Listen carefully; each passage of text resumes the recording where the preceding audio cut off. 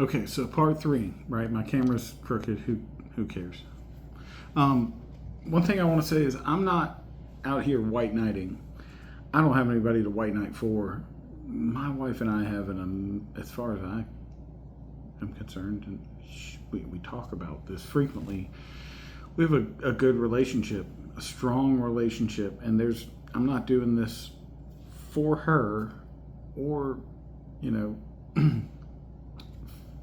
for anybody other than to look at a world of men and say, just cut it out. You're not that different from women biologically. Quick story, historical story. I love history, and every middle-aged man says that. But a lot of middle-aged men ogle history. I love history. There are books everywhere around you. Well, everywhere around me. A lot of books. I love history.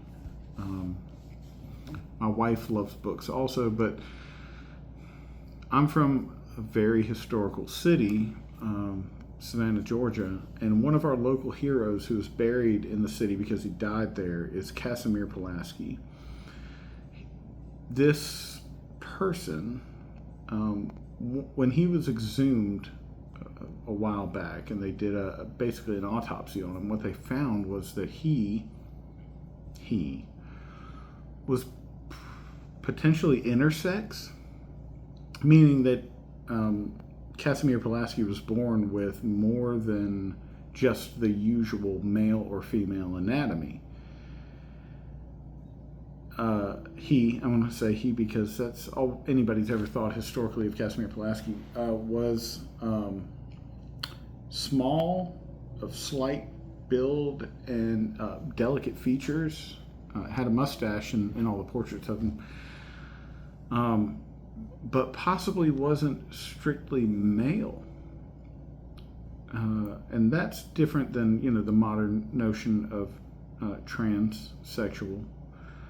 But by all accounts, he fought like a demon. He was a cavalryman and just front of the line fighting like nobody's business.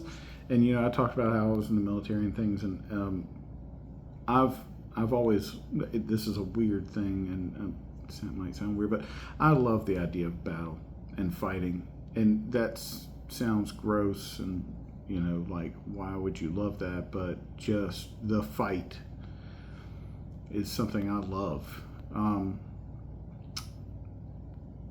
All of that, the point of it is that biologically, men and women are very closely related. Like, I know that sounds dumb, but the point is that we're not so different. And on top of that, if you mix in the hormonal and societal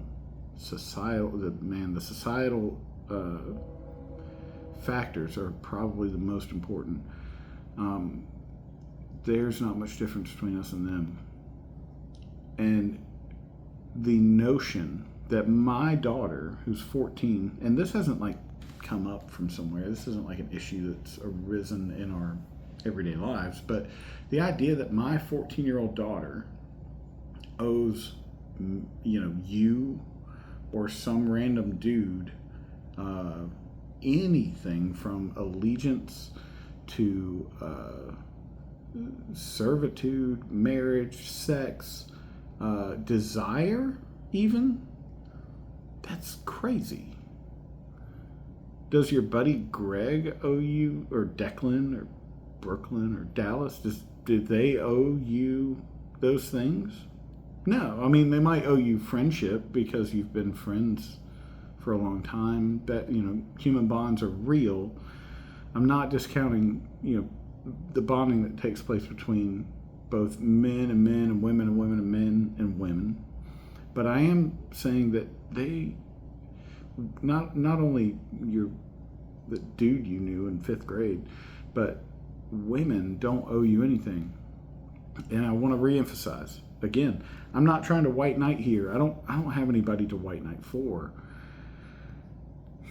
But I know that as soon as I recognized and acknowledged that patriarchy as a sociological system of control was real, it allowed me to start thinking about the ways that it has been in my life and in the lives of all the people around me, and I start to see the bits and pieces and then the broader framework that influences everyday life for men and women. Doing that was important. It brought me to where I am, which is a place where I can stare into a camera and say, all that nonsense that is sort of in the background. It's not always explicitly said. Like in mainstream American culture, it's not just like, bam! At least not for men. It probably is for women. But for men, it's like in the background of women. Women should do these things. Women owe you this thing. Women should be able to do these. Dude, I grew up at the knee of my grandmother, and I can iron, I can cook, I can do laundry, I clean. Some of that was reinforced and reestablished in the military, but these things are like, the women in my lives made sure that I knew, look, you should be able to do this stuff. You're a person. It's not about what you have down there. It's that you're a person who should be able to take care of yourself.